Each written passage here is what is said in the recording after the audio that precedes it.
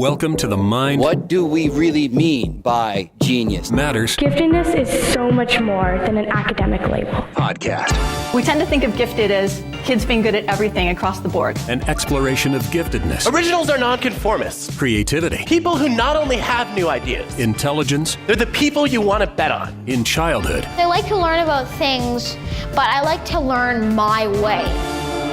And beyond. This is the Mind Matters Podcast. Hey everyone, and welcome to episode 32 of the Mind Matters Podcast. I'm Emily Kircher-Morris, and today we'll be talking to Amanda Morin about advocating for special education services for twice exceptional learners. She's the author of The Everything Parent's Guide to Special Education. Amanda Morin in a minute. The end of the school year is coming, and a lot of you who are educators are probably looking forward to some professional development opportunities this summer. The SENG conference will be held in Houston this July, and one of the keynote speakers, Jen Merrill, who is also known from her blog, Laughing at Chaos, is going to be one of our guests in the near future. Dave and I will be at the World Council for Gifted and Talented Children Conference, which is in Nashville, also in July, and we'll be representing the Mind Matters podcast. While we're there, I'll be presenting on the topic of trauma and gifted kids. And then my last stop for the summer will be in Boise, Idaho, where I'm super excited to be the opening keynote speaker for the week-long EduFest conference on gifted and talented education. And one more thing before we get to our guest. If you love this podcast, you can help us a ton by becoming a patron and supporting our efforts. All it takes is going to www.patreon.com/mindmatters. 1212. Next up, my name is Amanda Morin. I'm a special education advocate and parent to two twice exceptional children. I'm also the author of the book, The Everything Parent's Guide to Special Education, and a writer for understood.org. Stay with us. If what you hear on Mind Matters makes a difference to you and your family, consider becoming a supporter. Through patreon.com, you can chip in to help defray the cost of producing this podcast. Just decide how much you'd like to contribute, and that amount will be placed on your credit card every month. Even a couple of bucks would help cover the cost of producing the podcast and help us promote it to new listeners who could also use our help. Go to patreon.com/mindmatters and become a patron. And thanks for making a difference. This is the Mind Matters Podcast.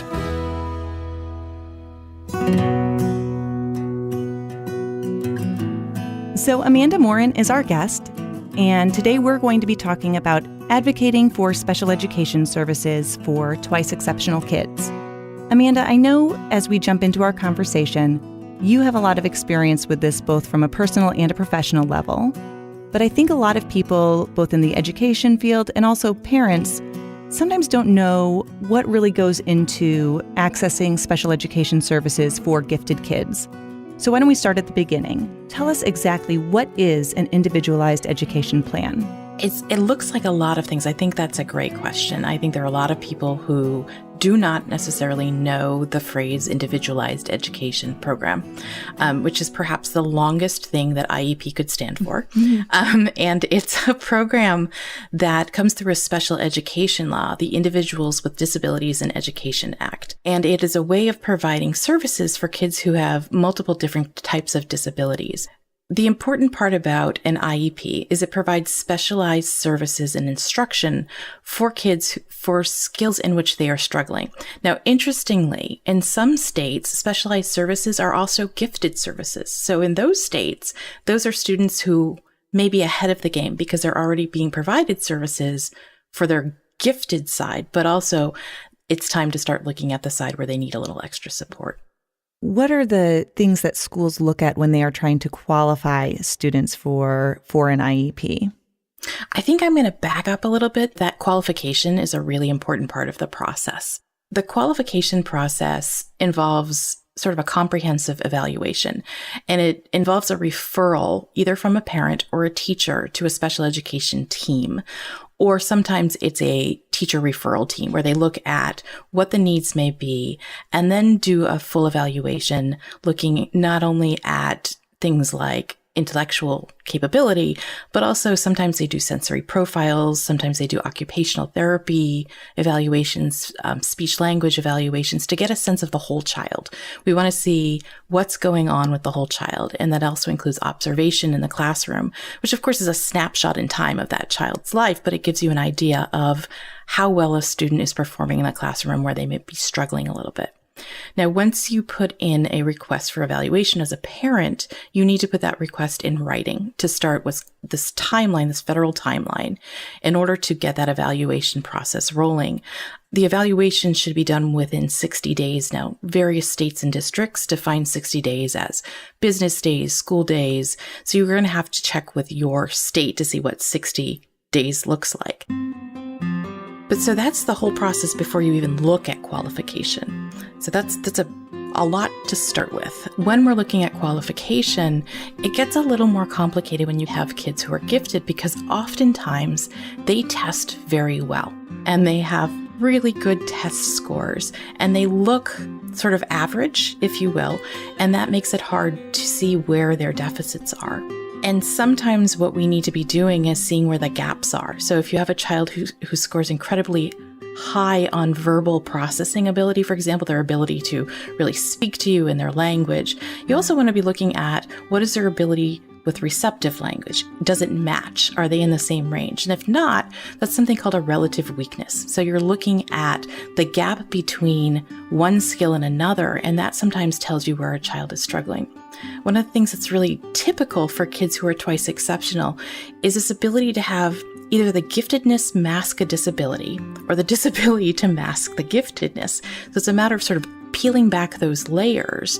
And a lot of times that's where observation is very, very helpful because you see it in action. Yeah, so having those anecdotal records from the teachers or just, that what the parents are seeing at home as well. Absolutely. And I have 2 twice exceptional children of my own.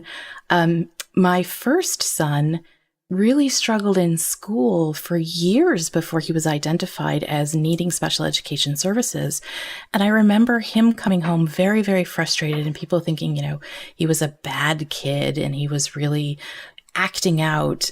But what he was doing was just showing where he didn't understand things. And oftentimes we'd have teachers say, I don't understand why he can't do this. He can do so many other things. Why can't he do this? And for him, this was often following directions, staying still, those kinds of things.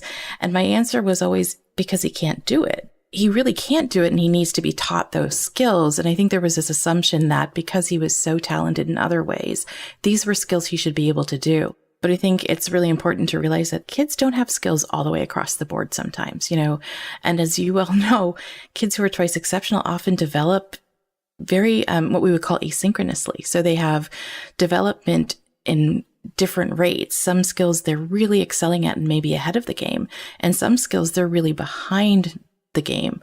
My 9-year-old right now, he reads at like a 7th grade level. But his social skills are closer to like a 4-year-old level. And that's a big gap. Mm-hmm. Yeah. I think one of the things that twice exceptional kids, especially gifted kids in general, but especially twice exceptional kids struggle with is this belief that, they speak at a certain level or they have this content knowledge, they kind of look like these little mini adults. Right. And so then we expect all of those other skills, to kind of be at that same level without recognizing where are those lagging skills and how do we explicitly coach them through those things? And I think also I heard you talking about behavior. And I always, one of the things that Ross Greene always talks about, is that all behavior is communication, right? And so I think we forget that even with our gifted and twice exceptional kids. I think so. I think I forget that even with my own kids sometimes. Yeah. It's behavior is communication. And I think that's where it's really important when you're looking at the IEP process to start asking for a functional behavioral assessment. So it's shorthand for that is FBA, which is much easier to say. But what it does is it looks at the behavior and looks at the function behind it. What's causing this behavior? What happened before you saw whatever you're thinking of as behavior? What happened afterwards? So we're looking at behavior as communication. I think, the other thing that Ross Greene says is kids will do well if they can. Yes. And I love that because it's so true. Kids want to do well. And what we need to do is provide them with the opportunities to do that. And so looking at the fact that behavior is telling you, I need some help here in some way. And then it's our job to be sort of investigators and figure out, what do you need for help?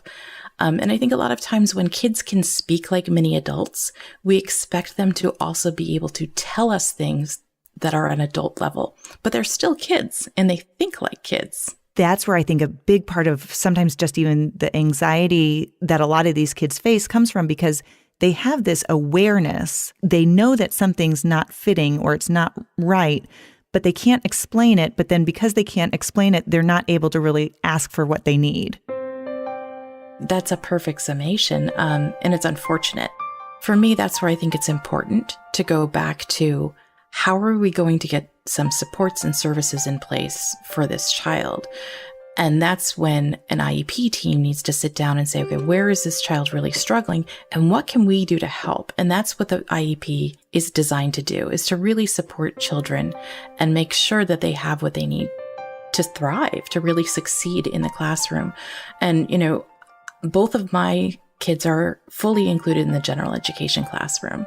So it's really important to note, it doesn't necessarily mean you're pulling a child out and putting them into a different setting, right? You can provide supports in many different places. I know a lot of times there's a lot of confusion, though, in the community, whether it's from mental health professionals or medical professionals, and they'll say, oh, just go to the school and tell them that you need an IEP because of this diagnosis. And there's that misunderstanding that, first of all, a medical diagnosis is not the same as an educational diagnosis. Can you talk a little bit about that? Absolutely. And I think you've hit it on the head too. I hear that a lot too. Just go in and ask for an IEP. And I wish it were that simple. It's not that simple. No. The difference between a medical diagnosis and an educational identification is really key. Because a medical diagnosis is acknowledging that a student or a child or an adult has some sort of medical issue that's impairing their ability to sort of thrive in life or function in some way. And a lot of times with support, kids can be helped to thrive and really succeed.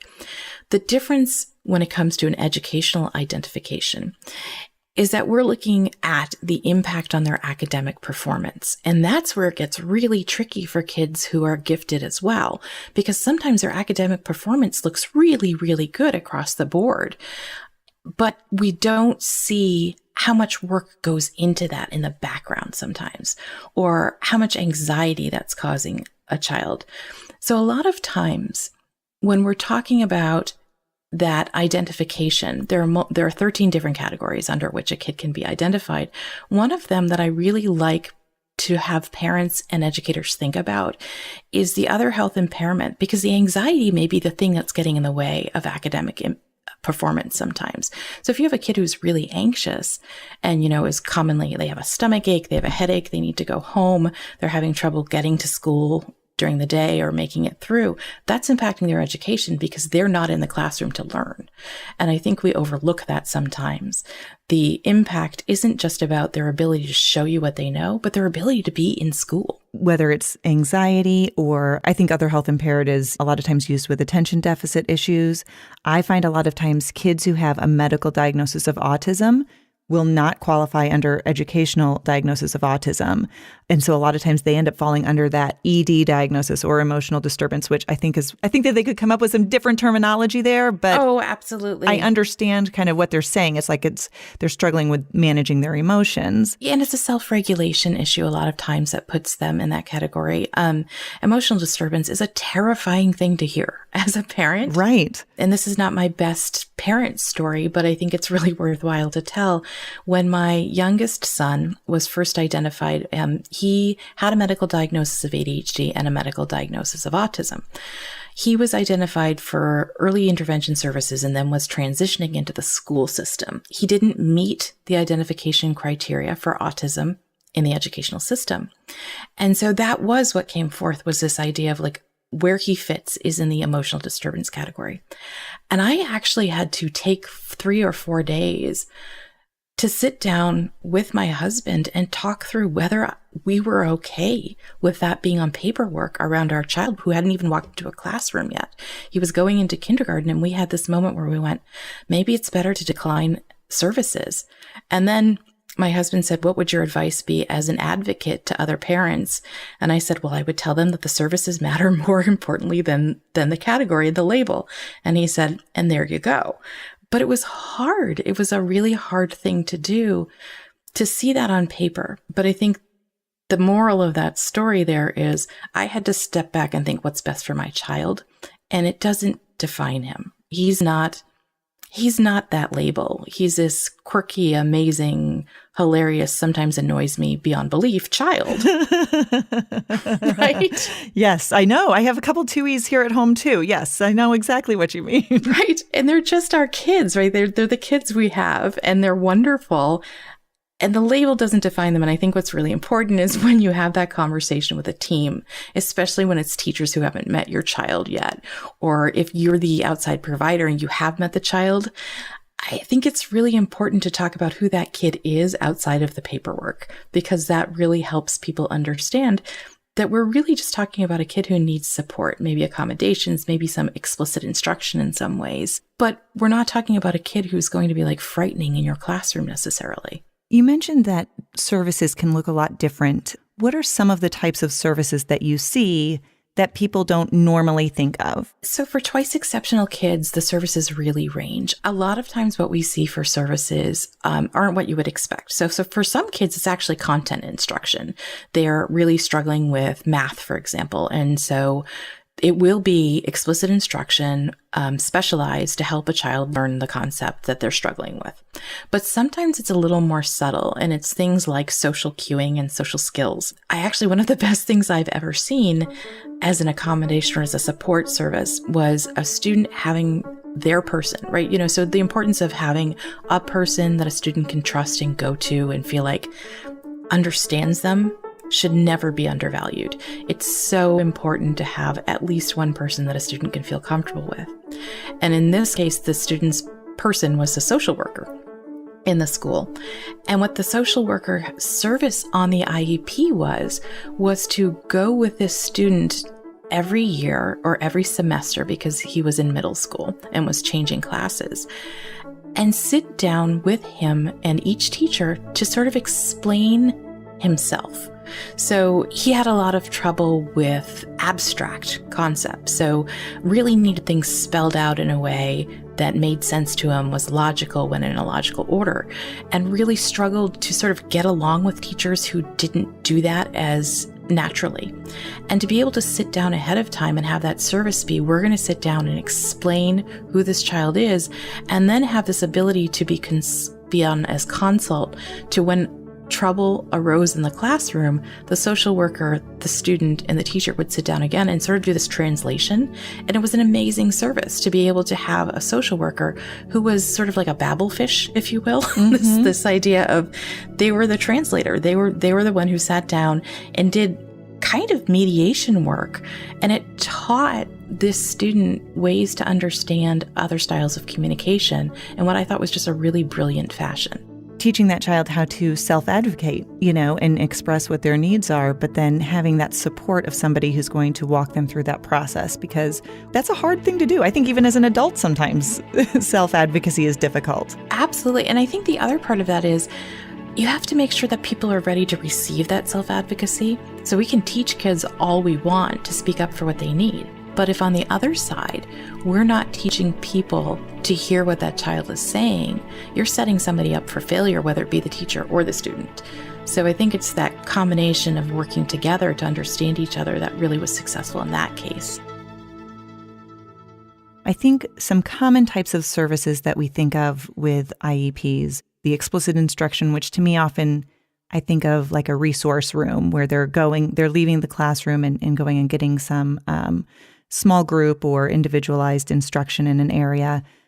Sometimes there's like the class within a class where there's like a co-teacher in the classroom and maybe a small group of students who also need that focus. What are some other things that you see? A lot of times it's, I want to say simple accommodations, but I shouldn't say that. All accommodations may seem simple, but they're not always simple, right? So accommodations are the supports in a classroom that a student may need to sort of just get into the work. So for kids with ADHD, for example, oftentimes they need the ability to get up and move around, to focus better. They may need to be able to use fidgets, although I will say that fidgets are something you have to really decide on carefully and make sure that they are actually helping a kid instead of distracting them, right? More. Right. Which is, I think, the part of having specialists on board with a plan is they can really work through what's going to work for a child. But sometimes it's things like the ability to type instead of write, because if writing is a hard thing for a child, if they have a hard time with the physical part of writing, or even when they put a pencil in their hand, if it makes it harder for those ideas to get out onto paper, the ability to write, the ability to speech to text is a really common accommodation. A lot of kids just need a break sometimes, and putting in the IEP that the child can take a break, and that can look very subtle. It can be a teacher saying, "Can you just take this to the office for me?" And sometimes it can be a note that says, "I just needed this child just needed a walk." Sometimes it can be, "I just need to go get a drink of water." Sometimes it can be whatever it needs to be for that child to sort of take a break from whatever's overwhelming to them. And sometimes accommodations are spelled out really carefully in that it needs to be the child is provided with written directions ahead of time in addition to verbal directions, or a checklist. I think about children who struggle with math in particular. A checklist is such a great idea when you're doing things like long division. Did I get all of the steps in there? And a lot of times it feels like you're cheating to give a kid a checklist, but really what you're doing is you're just giving them the tool to make sure they are able to do it on their own. But I think there's such a wide range of accommodations that it's hard to sort of speak to all of them. But that really tells you that it's a specialized plan. And that's what the individualized is in there, is you're looking at this student and what's going to help them. And when kids get older, I think it's so important to ask them what's going to help, because if they don't have buy-in, if you don't have student buy-in, that accommodation isn't going to be helpful because they won't use it. They might even recognize that it's valuable, but they won't want to use it. Because they don't want to stand out. They don't want to look different. And you're talking a lot about accommodations. I think one of the other important designations to make as we're talking through this is the difference between an IEP and a 504 plan. How can people understand that? Because sometimes educators don't really understand the nuance between those two things, or how somebody might qualify for one but not for the other. It's such a great point that people don't always understand the difference between an IEP and a 504 plan, because they both provide support for a student in the classroom. The difference is that specialized instruction piece.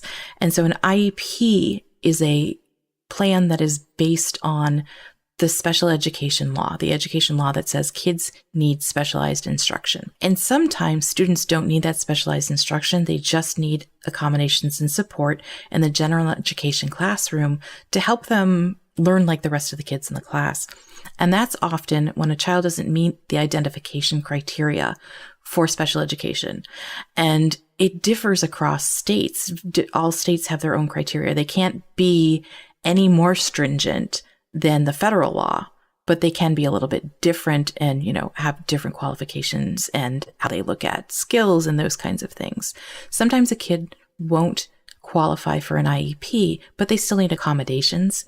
And that's where a 504 plan comes into place. A 504 plan is based on Section 504 of the Rehabilitation Act, which is a civil rights law, actually. And what it says is that kids have the right to be able to access the classroom and the learning like all of the other kids in the classroom. And oftentimes, students who just need a little extra support, those kinds of accommodations, will have a 504 plan because they don't need that specialized instruction. And the evaluation process, so this is sort of an interesting way of looking at it. It kind of feels like a nesting doll to me sometimes, because there isn't a specific evaluation process for a 504 plan, but schools do have to make sure that if a child is suspected of having a disability, that they are following up on that. And that's when the evaluation for special education or the IEP comes into place. So a lot of times, the evaluation process is really for an IEP, but the student doesn't qualify for services and still needs support and ends up writing a 504 plan for that student instead. Sometimes it's when a kid comes in with that medical diagnosis, and the 504 plan provides accommodations and support around a medical diagnosis. So, for example, a student who has significant allergies, food allergies, they may need a 504 plan so all of the people around them know how to accommodate that and help that child be safe in the classroom and school environment. But sometimes it's kids who have things like ADHD or Sometimes there are kids who have reading struggles that don't reach the level of needing explicit instruction, but they do need accommodations in place for reading. And the 504 plan provides those in the classroom. So it becomes the general education teacher's responsibility to make sure those are put into place. Now, hopefully, and in most cases, the special education teachers and general education teachers are working together to make sure that this is going smoothly, because a lot of times special education teachers are the ones who have a better knowledge of accommodations. And I always love it when I see teachers working together to make sure there are supports in place for all kids in a classroom. And it's wonderful to know that sometimes kids who have 504 plans, a teacher will put into place those same accommodations, like a visual schedule, for example. So they'll be laying out the schedule of the day, written, but also in pictures.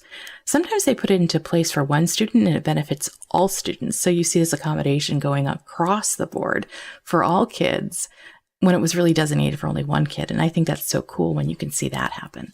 You know, I think one of the other big gaps sometimes for twice exceptional kids is kids who are often identified as gifted are rarely then diagnosed as for special education later on, or vice versa. If a child's identified, and placed in special education services, very often they are not then ever referred for gifted education services. Do you ever see that happening? What thoughts do you have about that conundrum that we face in the education field?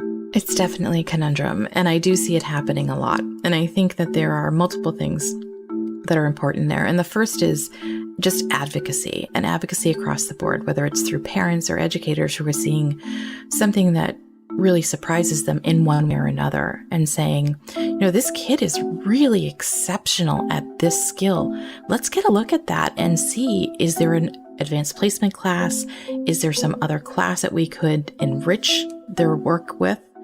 And on the other end, I think we need to encourage people to advocate for looking at skills that aren't exactly what you'd expect them to be and follow through on that evaluation for disability. What's really encouraging to me is that the Department of Education at the federal level has put out some guidance. Yes. So guidance is something put out by the Department of Education that isn't law, but it's explanation of the regulations, and it gives schools a way to understand those laws better. And there's guidance around twice exceptional kids that says you have to be testing kids to make sure they don't have a disability, regardless of whether they're really excelling at school or not. So I think that's one way we can advocate for this, is saying, look, the Department of Education recognizes that this is an issue, so much so that they want to make sure schools are actually making sure they're looking at both sides of the coin when it comes to gifted kids and kids who have disabilities.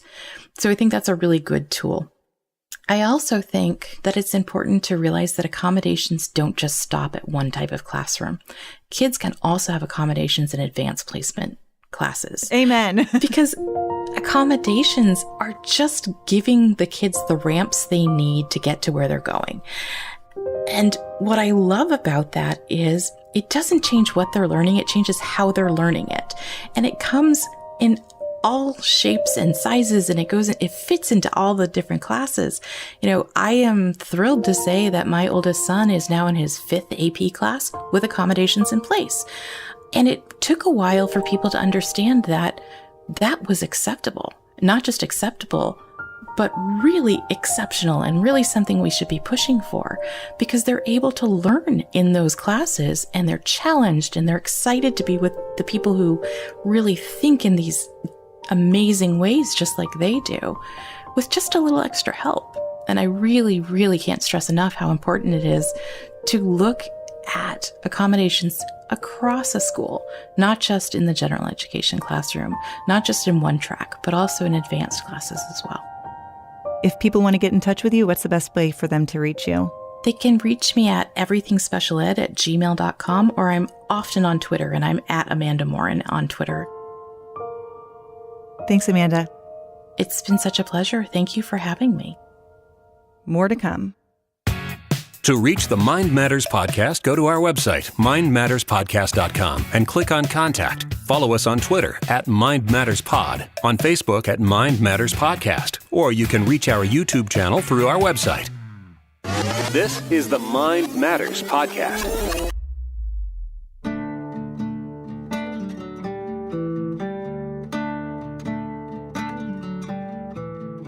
For too long, twice exceptional students have flown under the radar.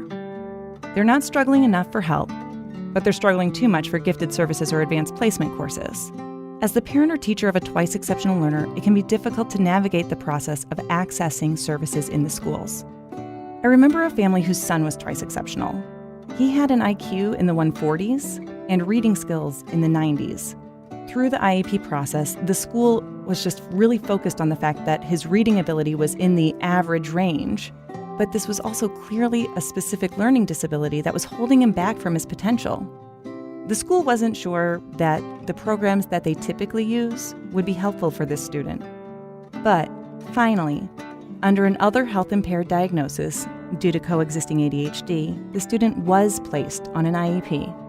Some creative interventions helped this student grow so much in 2 years that it changed his academic life. By the time he entered middle school, he was ready to enroll in the advanced level courses that he could handle cognitively, but would have struggled with if he hadn't been given the support necessary to improve his reading skills.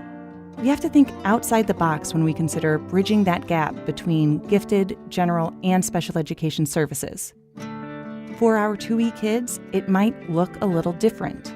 Parents might need to feel comfortable with a label they hadn't considered before. But when we take a step back and ask ourselves, what does this student need? We will find a way to help them. I'm Emily Kircher-Morris. See you next time on Mind Matters. When someone don't help you, when someone don't help you through the rain, when feelings don't matter, and everything's nothing but a game.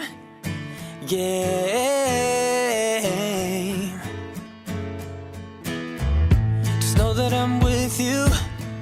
Just know that I'm with you through it all. And I'm gonna be there whenever you win or if you fall.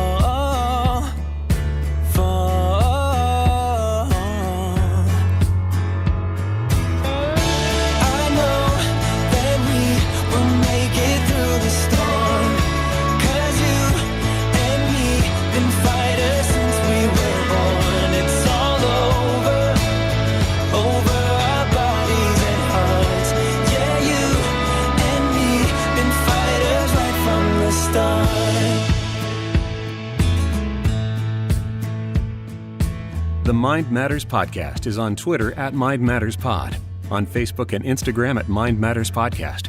Consider giving us a thumbs up and review, and we'd appreciate your help spreading the word to your friends. If you can, become a financial supporter at patreon.com/mindmatters. Mind Matters executive producer is Dave Morris, and our music is by Epidemic Sound. Our web home is mindmatterspodcast.com. Thanks for listening.